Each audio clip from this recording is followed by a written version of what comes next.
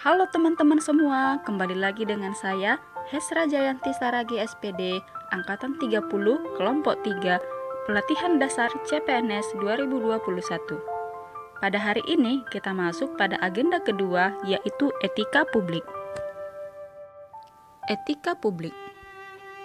Etika publik terdiri dari 3 bagian. Yang pertama adalah kode etik dan perilaku pejabat publik. Yang kedua, bentuk-bentuk kode etik dan implikasinya. Dan yang ketiga, aktualisasi etika ASN. Lalu, apakah yang dimaksud dengan etika publik?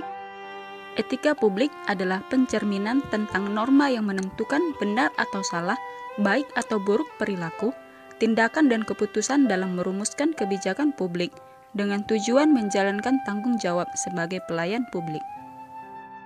Sekarang kita masuk kepada kode etik. Apa itu kode etik? Kode etik adalah peraturan yang mengatur tingkah laku dalam suatu kelompok khusus. Sudut pandangnya hanya ditunjukkan pada hal-hal prinsip dalam bentuk ketentuan-ketentuan tertulis. Selanjutnya kita masuk pada 15 nilai-nilai dasar etika publik yang tercantum dalam Undang-Undang Aparatur Sipil Negara pasal yang keempat. Yang pertama itu adalah memegang teguh ideologi Pancasila. Yang kedua, setia dan mempertahankan Undang-Undang Dasar Negara Republik Indonesia tahun 1945 serta pemerintahan yang sah.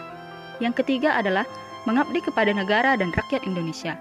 Yang keempat, menjalankan tugas secara profesional dan tidak berpihak. Yang kelima, membuat keputusan berdasarkan prinsip keahlian. 6. Menciptakan lingkungan kerja yang non-diskriminatif. Yang ketujuh, memelihara dan menjunjung tinggi standar etika luhur. Yang kedelapan, mempertanggungjawabkan tindakan dan kinerjanya kepada publik. Yang kesembilan, memiliki kemampuan dalam melaksanakan kebijakan dan program pemerintah.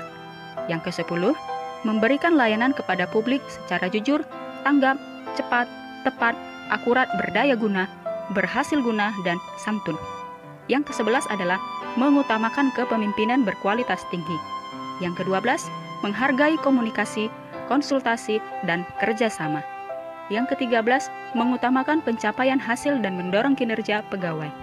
Yang ke-14, mendorong kesetaraan dalam pekerjaan. Dan yang terakhir, ke-15 adalah meningkatkan efektivitas sistem pemerintahan yang demokratis sebagai perangkat sistem karir. Sekarang kita masuk kepada dimensi etika publik.